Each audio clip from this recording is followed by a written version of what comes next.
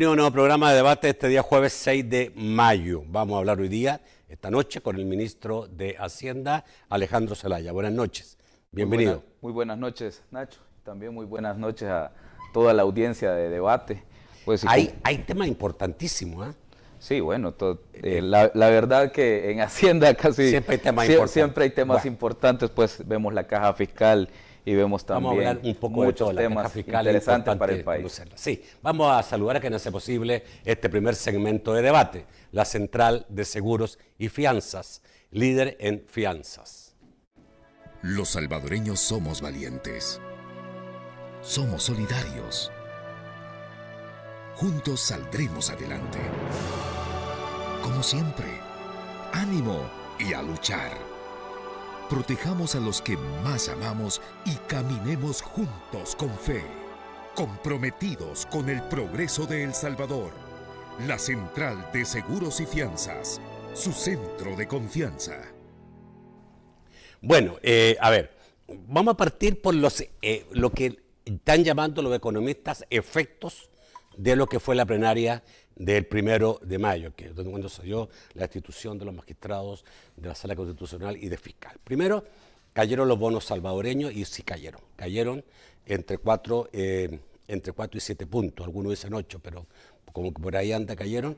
Estos días un poco han mejorado la cosa, pero todavía no ha llegado al nivel que teníamos al 30 de abril.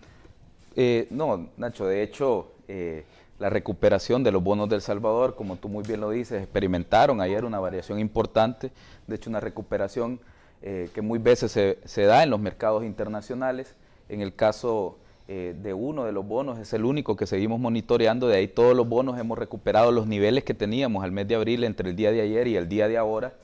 En la mayoría de bonos recuperamos entre 1 y 5 puntos base que habíamos perdido, y 5 puntos, perdón, ¿cuántos que habíamos perdido entre 1 y 7. Lo que pasa es que hay diferentes emisiones, claro, ¿no? Entonces, algunas emisiones perdieron algunos puntos, otras pues se mantuvieron, pero ya en estos 2 días, Nacho, hemos hablado con los inversionistas, hemos vuelto, como hemos dicho siempre, a realizar nuestro compromiso con los mercados internacionales. Normalmente cuando hay eventos importantes en el país, uno siempre realiza una llamada con inversionistas, ¿no? Así que es normal que uno hable con los inversionistas.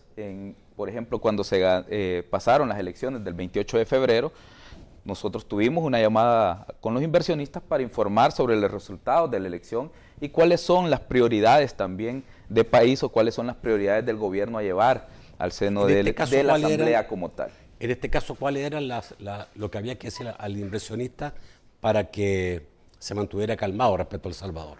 Sí, lo que pasa, Nacho, es que a veces se empiezan a esparcir rumores, malintencionadamente, evidentemente, de que se están buscando fuentes alternas de financiamiento, lo cual no es cierto. Nosotros seguimos en conversaciones. Yo el día domingo tuve una serie de llamadas con el presidente del BESI, Dante Mossi, también con los representantes del Banco Mundial y con el representante del Banco Interamericano de Desarrollo. El lunes tuve llamada con el equipo del Fondo Monetario Internacional para continuar hablando sobre el acuerdo de estabilización de las finanzas públicas de El Salvador. Y las negociaciones siguen y las operaciones que teníamos también continúan. Hemos hablado de las operaciones que están pendientes de aprobación en la Asamblea Legislativa y ellos ven una gran oportunidad también, Nacho. ¿Por qué?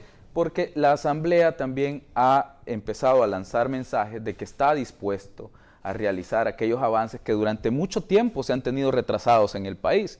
En ese sentido, nos han pedido que aprobemos algunas operaciones que teníamos con estos multilaterales y que quedaron rezagados de la legislación anterior. Ya, tú dijiste aclararles que no vamos a buscar dinero en otros lados. Eso se refiere a China.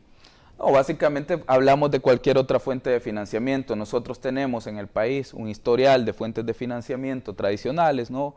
O socios y no multilaterales como el Banco Mundial, el BID, el BESI, que son aliados estratégicos del país. La parte occidental, correcto. Entonces, nosotros no estamos, Nacho, buscando.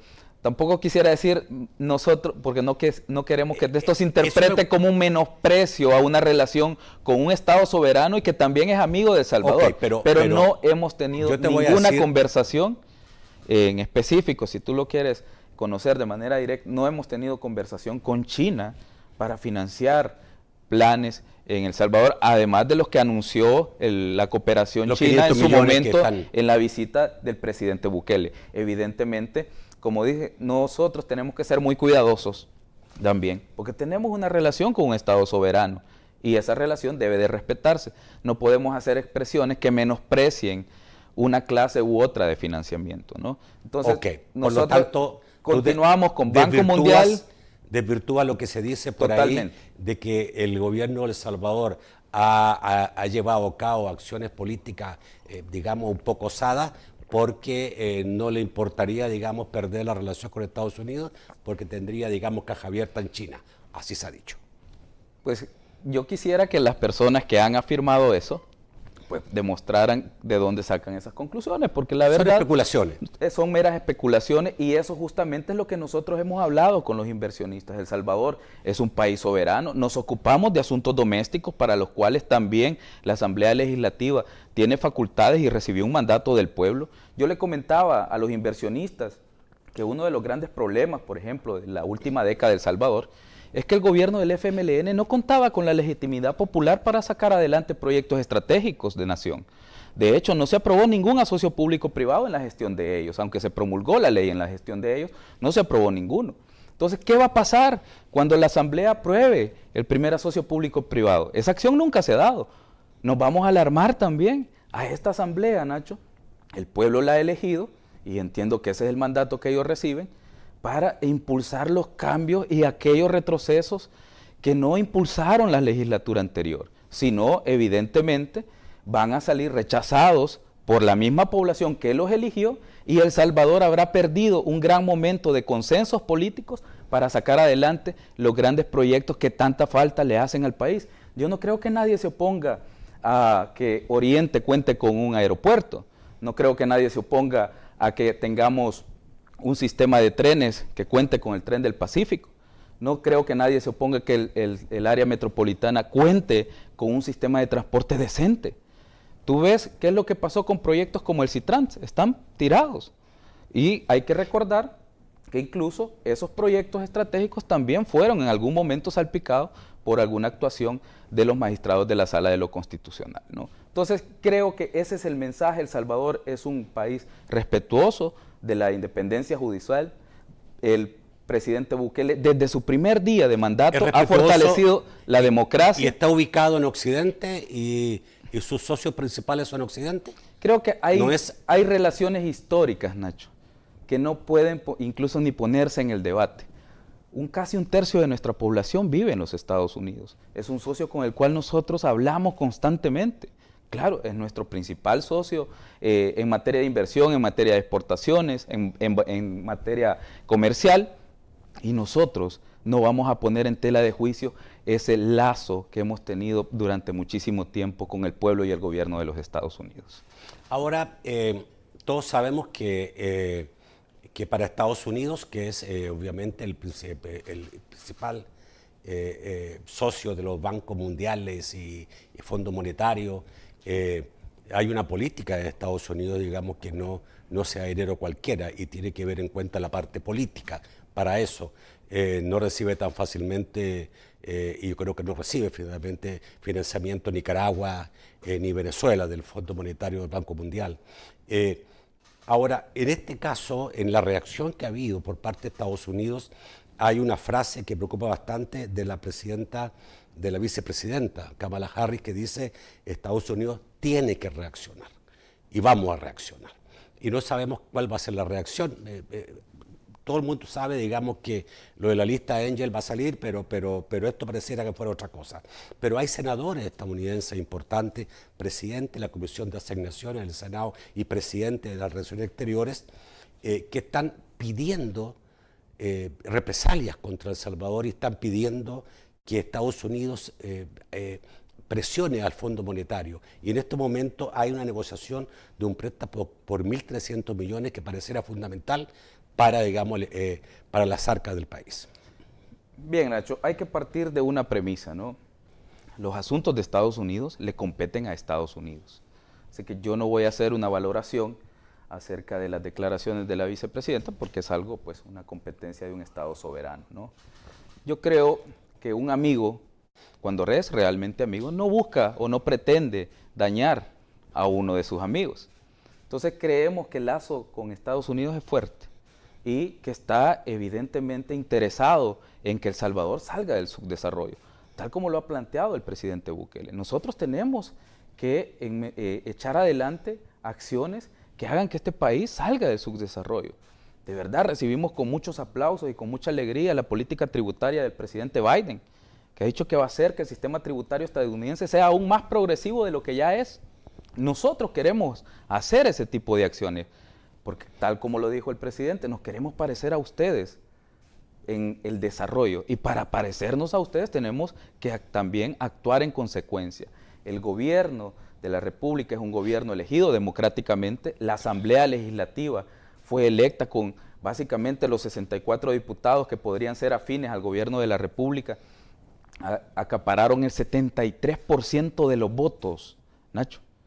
Y esto creo que los aspectos o los ámbitos o los mecanismos democráticos por los que aquellas personas que sienten alguna afinidad con el proyecto político del presidente Bukele han llegado a los puestos donde están, ha sido por las vías democráticas. Y eso está avalado con casi un 90% de aprobación de la población salvadoreña, un 98% de aprobación en el manejo de la pandemia.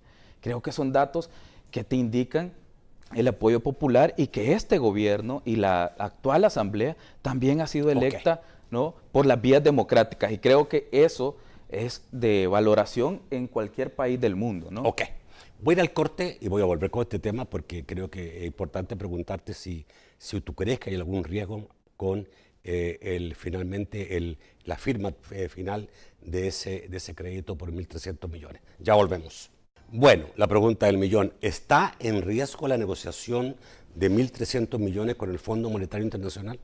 No, Nacho, en absoluto. Como te dije al inicio de la entrevista, yo he llamado al staff del fondo el día lunes, tuvimos una reunión para continuar hablando sobre el acuerdo y los aspectos de redacción, algunos términos que en inglés, por ejemplo, la diferencia entre derecho romano y derecho anglosajón se nota, ¿no?, porque algunas acepciones o algunos términos no tienen el mismo significado.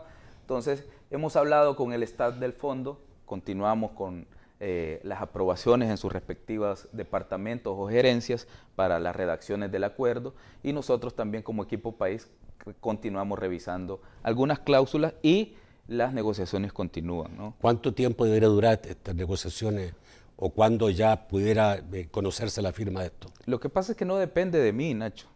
Yo siempre hago alusión a una frase que para bailar necesitas dos.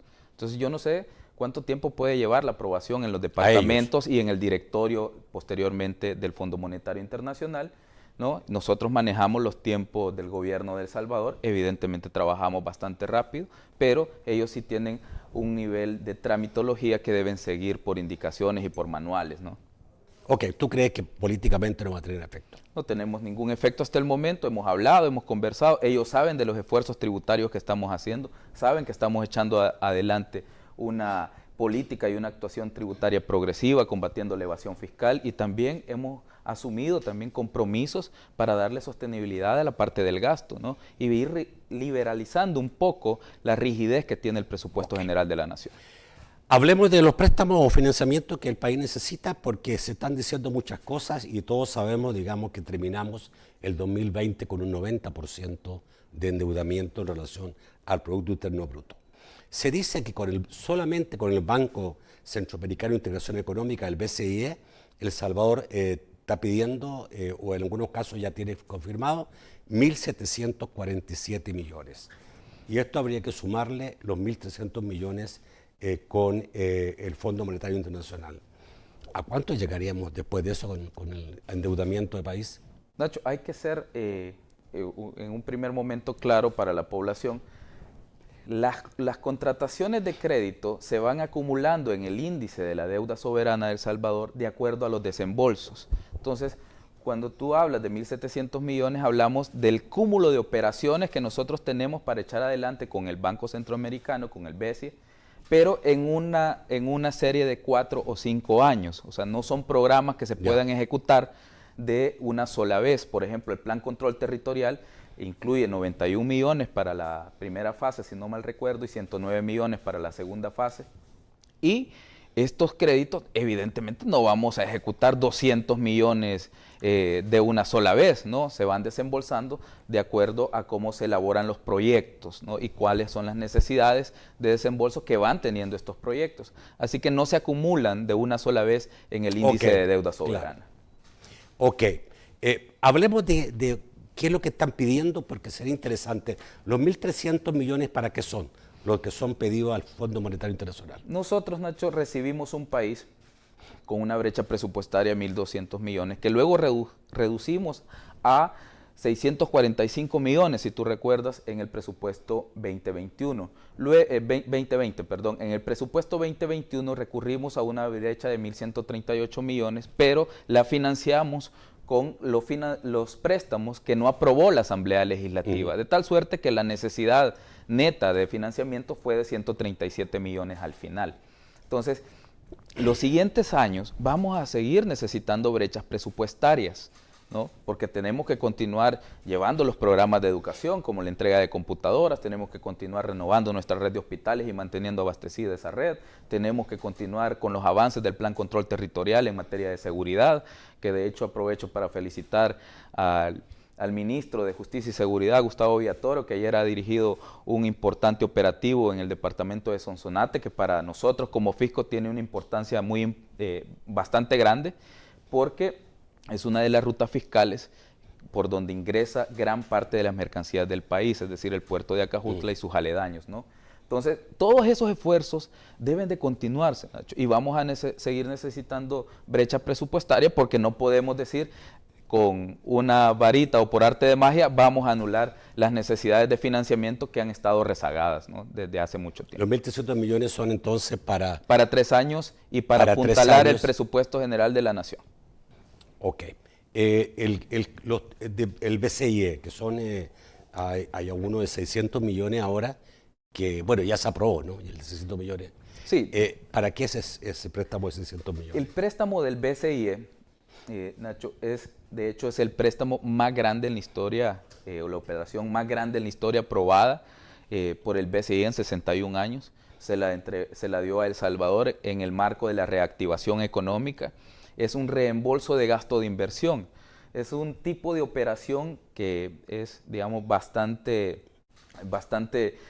novedosa y pues tiene una versatilidad que no tienen otras operaciones con otros multilaterales. Es decir, lo puedes utilizar para apuntalar gasto de la caja fiscal o lo puedes apuntalar para un programa en específico. Por eso yo decía, cuando algunos medios me consultaban, que dependía mucho cómo iban las negociaciones y los desembolsos con los otros multilaterales para ver en qué lo podíamos usar. Lo podríamos usar para redimir parte de las CETES o redimir por completo las CETES que emitimos para fondear el FIRA Empresa, o podríamos identificar, o si se identifican en el camino algunos programas que haya que apuntalar todavía en la reactivación económica, también se puede hacer uso. Esa es la versatilidad que tienen este tipo de operaciones. La planteamos ante el Banco Centroamericano, hicimos una defensa en el directorio, yo incluso tuve llamadas con los gobernadores del banco, que son los ministros de Hacienda de los países fundadores, Guatemala, Costa Rica, el área centroamericana, ¿no? Como tal. Entonces, logramos la aprobación porque hicimos un buen planteamiento, porque el país tiene predictibilidad, porque el país ofrece seguridad jurídica y además estamos siendo referentes en la ejecución de proyectos novedosos. Yo leí en alguna parte de que estos 600 millones eran para reactivar la economía y eran para préstamos a pequeña y mediana empresa. Sí, o sea, se puede usar para eso también. Se puede usar. Pero no está claro que va a ser para eso. Es que lo que pasa es, como te digo, necesitamos culminar las negociaciones. El periodo legislativo o el periodo del 1 de enero hasta el 30 de abril, básicamente, Nacho, nosotros nos quedamos paralizados en materia legislativa. No hubo aprobaciones de ningún multilateral. Yo mandé una OPD del BCIE para apoyo presupuestario por 250 millones, que ya estaba aprobado en la brecha 2021 y no ratificaron el crédito. Entonces, ¿cómo volvieron a hacer lo mismo que hacían en la emergencia por COVID-19? Entonces, tenemos 4 meses del año que fueron perdidos, porque la asamblea saliente no quiso trabajar y no quiso aprobar las operaciones que nosotros estábamos llevando. Ok, para estos préstamos, ¿estos organismos están pidiendo ajuste fiscal? Los organismos lo que te piden es el cumplimiento a través de una matriz de riesgos fiscales que se definen en conjunto con ellos, políticas de transparencia, rendición de cuentas, ejecución presupuestaria, algunos detalles o algunos indicadores en materia social, dependiendo del tipo de programa que vayas a implementar. Entonces, cada uno de los multilaterales tienen distintas acepciones o distintos aspectos que te evalúan en esa matriz de cumplimiento. Por ejemplo, algunos te dicen que tu gasto corriente no exceda de tanto en un periodo de tanto. Todas esas condiciones para un país son muy similares para todos los televidentes que nos están sintonizando en este momento. Son muy similares como cuando usted va a solicitar un crédito, ¿no? Y le dice tiene que cumplir, no cambiarse de domicilio, esto, lo otro, mire que tiene que tener esta cantidad de dinero en esta cuenta bancaria durante tanto tiempo. Entonces, la misma cantidad de requisitos con diferentes acepciones se le piden a un Estado en una operación de este tipo. Ok, pero sobre todo cuando hablamos de 1.300 millones, estamos hablando de gastos. No, claro, evidentemente para el programa con el fondo es necesario un ajuste fiscal. Ok, sí. Hablemos de ajuste fiscal. ¿Qué se está haciendo en eso, en el ajuste fiscal? No sé si me queda tiempo suficiente en esto, 2 minutos, por lo menos en sí, claro. Nosotros estamos hablando con el fondo de realizar un ajuste fiscal que las finanzas públicas de El Salvador han tenido desde hace mucho tiempo. Han tenido una necesidad desde hace mucho tiempo. Esto no es nuevo. De hecho, Mauricio Funes firmó un acuerdo con el fondo, que luego un acuerdo precautorio en ese momento por 700 millones, y luego lo perdieron en el año 2011 porque no pudieron cumplir con los requisitos.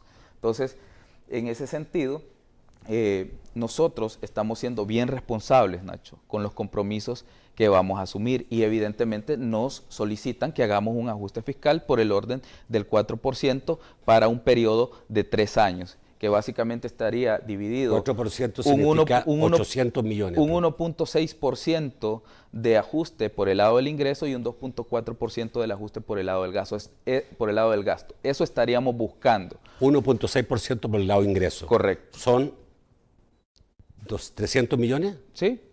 Más. Combatiendo la evasión fiscal, implementando factura electrónica, reactivando la contribución especial a los grandes contribuyentes para la seguridad ciudadana. Esa contribución Pero este año especial, se puede lograr 300 millones más, tomando en cuenta de que venimos de un mes, de un año es que bastante complicado. Hay que contar, Nacho, los años en los acuerdos con el fondo se cuentan a partir de cuando firmas el compromiso, pues. O sea, yo no puedo decir que yo en este año voy a recuperar 300 millones o voy a recortar o voy a hacer un ajuste de 300 millones si el acuerdo lo firmo, por ejemplo, en julio, ¿no? El año fiscal ya habrá avanzado y tendremos que ajustar y las fechas se correrán un poco para esos temas, ¿no? Entonces, depende mucho, como te digo, de qué fecha se vaya a firmar, ¿no? Y cuál sería la proporción que buscaríamos para el presupuesto de este año. Ok, en este caso, la firma de un acuerdo con el Fondo Monetario podría demorar 6 meses más, por ejemplo. No, tampoco estamos hablando de tanto tiempo. Nosotros estamos hablando con ellos con la firme convicción de lograr un acuerdo a la brevedad posible. Ok, vamos al corte y volvemos. Seguiremos con este mismo tema. Ministro, ¿nos puede decir cómo están? Ya se cerró el pago de la renta, no sé cómo terminó finalmente. Sería bueno que nos contara eso, sería bueno que nos contara cómo van los ingresos hasta el momento, qué se puede proyectar a fin de año, cómo vamos a cerrar este año en relación al año anterior. Sí, con mucho gusto, Nacho. De hecho, es un año que en lo personal me alegra muchísimo. Crecimos en renta, crecimos alrededor de 222 millones más. Comparado con 2020. Comparado con 2020. Y comparado con el año normal. Y comparado con, es decir, nosotros crecimos en renta en un 32%. Y comparado con el año 2019, crecimos en cerca de un 11% comparado a la recaudación. Es decir, un año normal. Y luego estamos en un año post-pandémico. Hay que tomar en cuenta que es que el año pasado no fue un año normal. 11% arriba del 2019. Arriba del 2019 en liquidación. Hay que recordar que lo que se paga es la actividad económica, Nacho, del año pasado, no es la actividad de este año. Entonces, a nivel de recaudación estamos por encima de la meta en este momento de un 6.4% a nivel de ingresos tributarios en el país. Hemos recolectado 453 millones más que el año anterior. Esto también es el resultado de la ejecución del plan antievasión y de las innovaciones que hemos implementado. Yo le preguntaba en 2019 porque obviamente todo lo que pasa este año va a ser mejor que el año 2020, pero en relación a la normalidad que teníamos antes de 2019, ¿son los mismos niveles de crecimiento o no? No, hemos crecido muchísimo más, Nacho, hay que recordar... ¿Hemos crecido mucho más que el 2019? Sí, hemos crecido mucho más que el 2019 en recaudación. ¿A qué se debe? Se debe, Nacho, a que nosotros tomamos decisiones adecuadas, sobre todo en el último semestre del año 2020. La inyección de 1.000 millones a la economía a través del decreto 640 que el presidente Bukele anunció el 15 de octubre, por ejemplo, es uno de esos impulsos. También la reapertura gradual que hicimos desde el mes de agosto nos ayudó también a que mantuviéramos la actividad económica en niveles normales. Países como Honduras, Guatemala o Costa Rica, por ejemplo, Nacho, nosotros lamentamos mucho que nuestros hermanos centroamericanos estén pasando ahorita por cierres en este momento focalizado. Guatemala, no sé si ya terminaron las cuarentenas nocturnas que tenían, pero estaban haciendo cuarentenas. Costa Rica con una carga fiscal alta para también apuntalar el gasto en atención médica, sus UCIs también con problemas de atención. Entonces, sus economías están en este momento cerradas o están semiabiertas. Nosotros no tenemos ese problema, gracias a que se tomaron muy buenas decisiones en materia de salud para la contención del virus. Y esto es importante lo que te voy a contar. Hace algunas horas yo tuve una llamada con alguien de mercados internacionales y me decía al finalizar la llamada, porque es alguien que tiene mucho tiempo monitoreando El Salvador: mira, ministro, ¿y ustedes están recibiendo turistas? Porque yo quiero salir, pero Costa Rica tiene alerta de viaje, por ejemplo, por el tema de COVID, y otros países también de la región. Entonces me dice, ¿están recibiendo turistas? Y le digo, sí, vente, estamos recibiendo turistas, tenemos certificado de viajero seguro por COVID-19 o de viaje seguro para COVID-19 y vamos a albergar un mundial de surf en plena pandemia, Nacho. Entonces, eso te indica de que vamos a salir con una ventaja competitiva de la emergencia por COVID-19. Gracias a Dios se tomaron decisiones correctas en el momento correcto y hoy empezamos a ver reflejadas en los indicadores económicos las decisiones que se tomaron en el último semestre en El Salvador. ¿Cuánto vamos a crecer este año, ministro? El Banco Central de Reserva ha proyectado un intervalo entre 5 y un 6%. Recientemente el Fondo Monetario Internacional actualizó también el perfil de crecimiento económico para El Salvador, situándolo en un 4.2%. No obstante, nosotros... ¿Cuánto caímos el 2020? Nosotros hemos hecho una proyección, Nacho, con un 3.9% de crecimiento. La caída general de América Latina fue de 9.5%. Nuestra caída al final creo que quedó registrada porque estos son datos... 9.5% toda América Latina, no. Esa fue la caída generalizada de la economía. Retrocedimos 10 años en toda América Latina. La CEPAL lo indicaba que la caída del PIB de América Latina en general era de 9.1, es decir, la caída promedio del PIB, ¿no? Evidentemente Argentina tuvieron unas caídas distintas, México habrá tenido una caída distinta, pero el promedio en general era de un 9.1% y nuestra economía pues también anduvo muy por debajo de ese valor, fue creo que 8.5 al final lo que quedó registrado en el BCR, porque esas son cifras del BCR.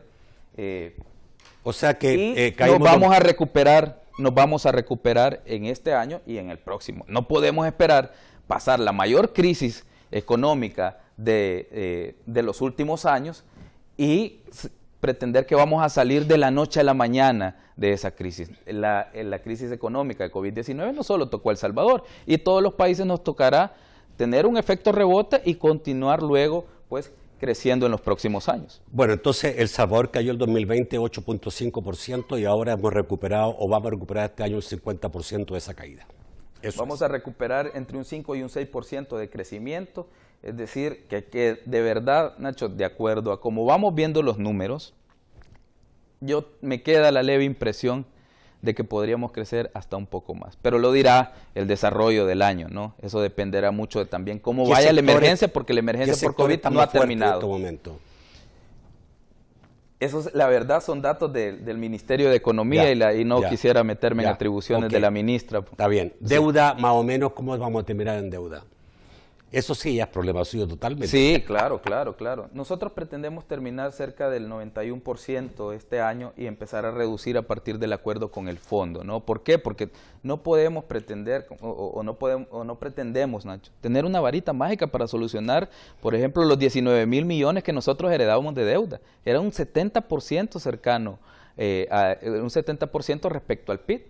Entonces yo quisiera poder decir voy a de la noche a la mañana cambiar el perfil de riesgo soberano del país. Vamos paso a paso, estamos dando los pasos indicados. El plan despegue económico del presidente Bukele ha sido de verdad en sus primeros meses o en sus primeros 2 años de gestión, ha sido uno de los pilares fundamentales. Nuestra estrategia de desarrollo económico está siendo también, Nacho, percibida por otros países como modelo de gestión.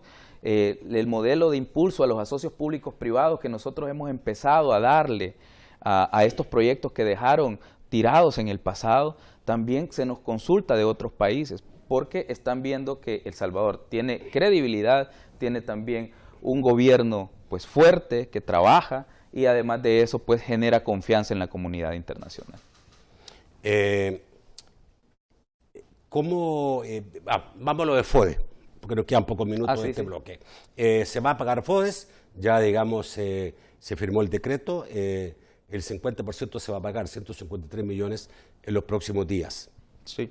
No, de hecho, ¿de dónde salió ese dinero que no había, según usted? No, ¿O no quiso darle a los otros alcaldes? No. A ver, acláreme. Que cada quien le quiera llamar como le quiera llamar, es libertad individual de cada uno, ¿no? Yo escuchaba a Ernesto Mason, exalcalde de San Salvador, decir que no dar el FODES era un fraude electoral. Hombre, que el FODES era entonces para la elección o para que era para obras municipales, ¿no?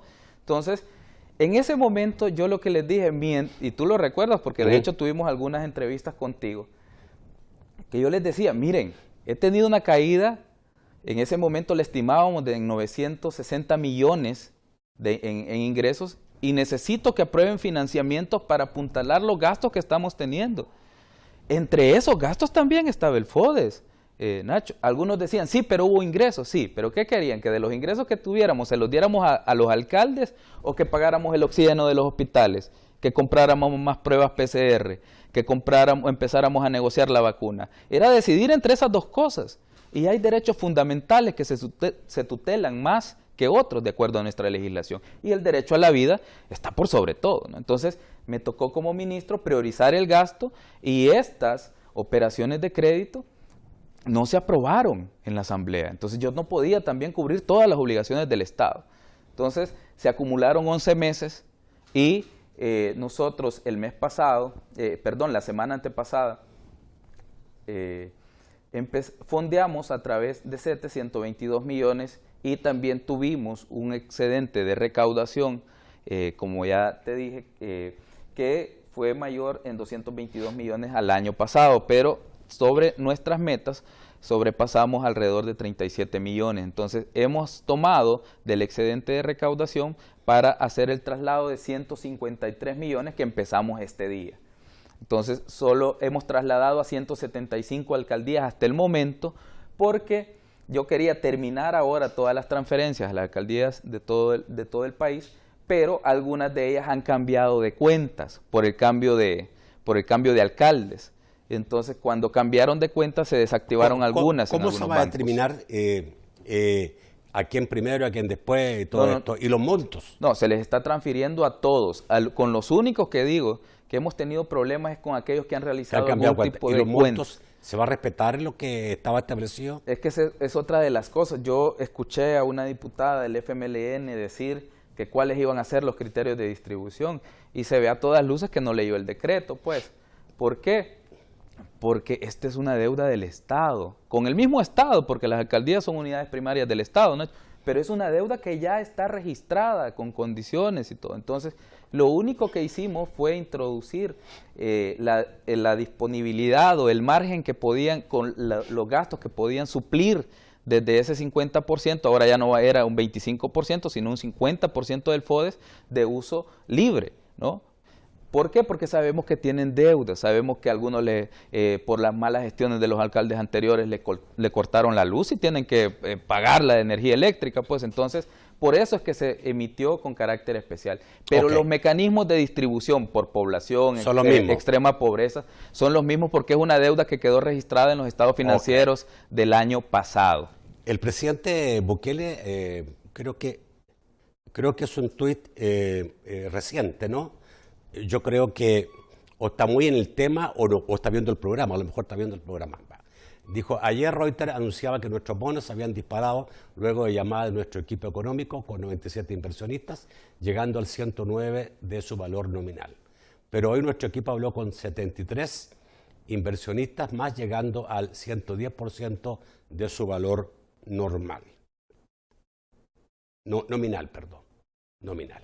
Y ahí pone, digamos, la fotografía de esto, ¿no? Bueno. Sí, justamente tuvimos, como lo afirma el presidente, y me alegra porque estábamos monitoreando, como te decía, un último bono para poder estructurar la curva completa. Y de verdad me alegra que ya lo haya anunciado el presidente porque estábamos justo en eso. Y tuvimos una llamada ahora también otra vez con inversionistas que se sumó a la llamada de ayer.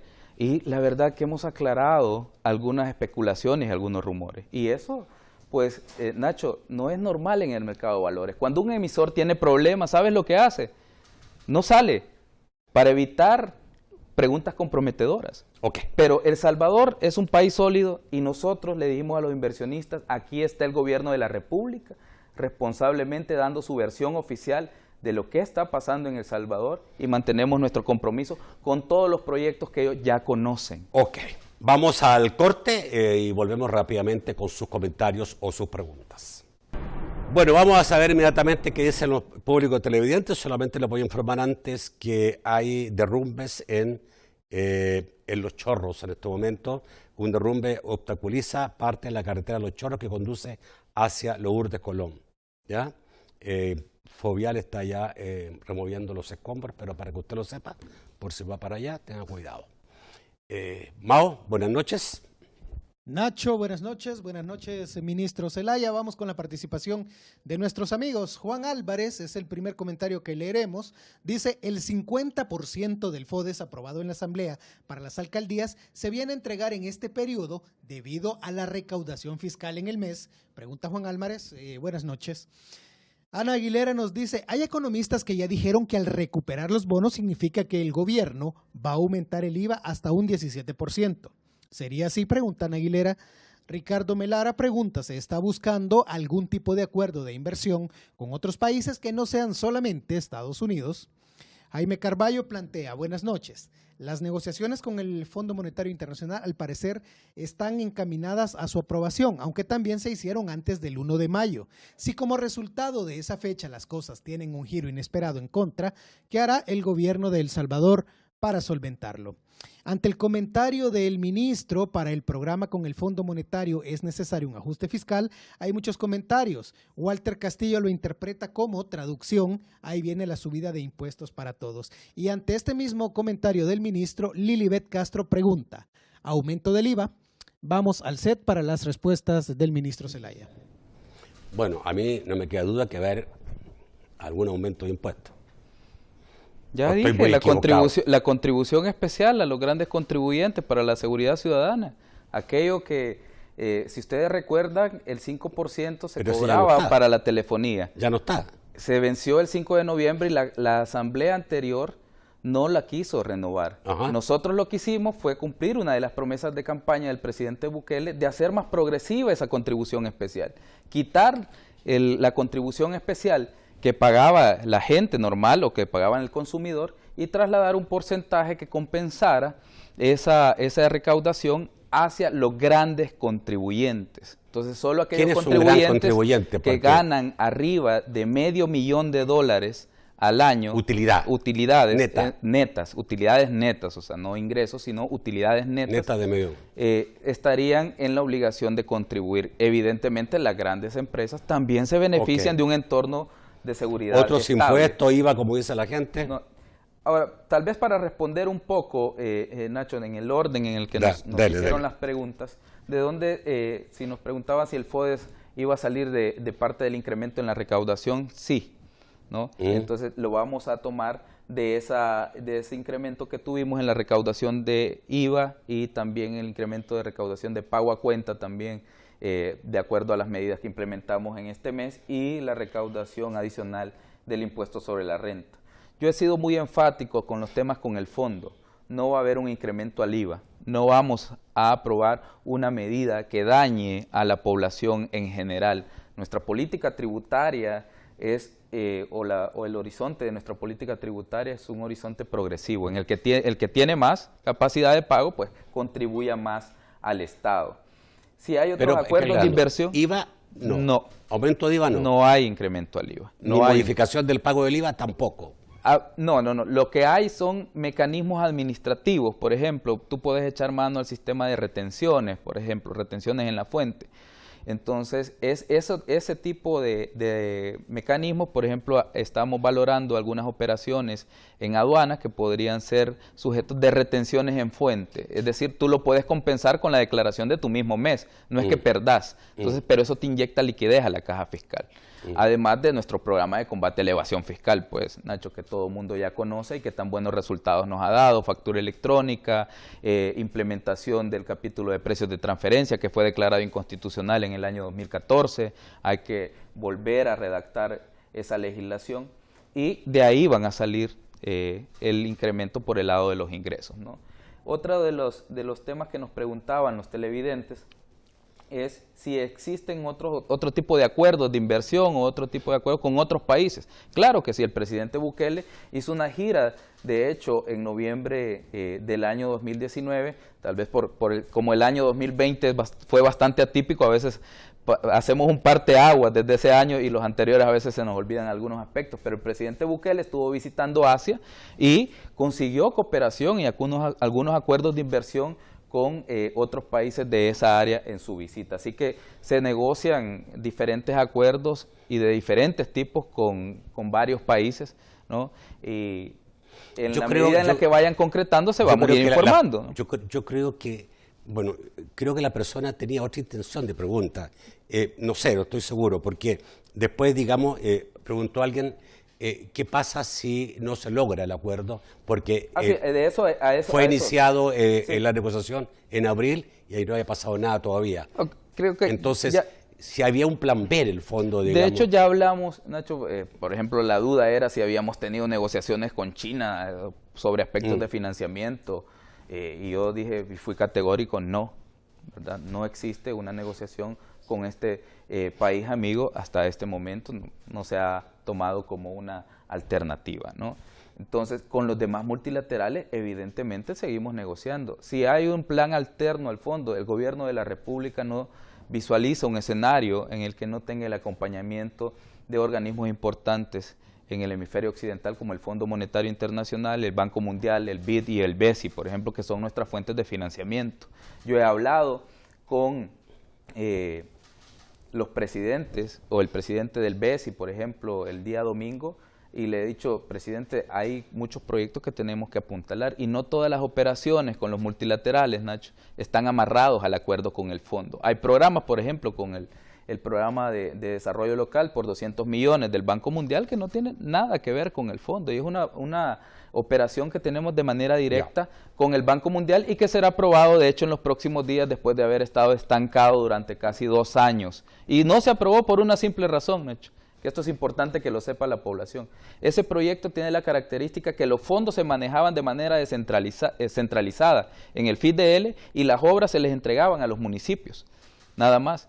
Y el diputado, en específico, el diputado Carlos Reyes, bien recuerdo que dijo que eso no se iba a aprobar hasta que se cambiara el mecanismo y que los alcaldes manejaran los fondos. Entonces, al final, se estancó por un pleito de quién maneja la plata. Extrañamente querían que lo manejaran los 262 alcaldes cuando un manejo centralizado de las finanzas en este tipo de proyectos reduce los márgenes de corrupción y también ayuda a encontrar economías de escala en los proyectos. Ok.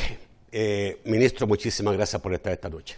Muchas gracias a ti, Nacho, y también muchas gracias a todos los televidentes que nos acompañaron y pues con mucho gusto te acompaño cuando nos invites de nuevo. Creo que sacó alguna duda importante que había en este momento en la ciudadanía. Nos vemos mañana a las 8 de la noche en un nuevo programa de debate. Que pasen muy buenas noches.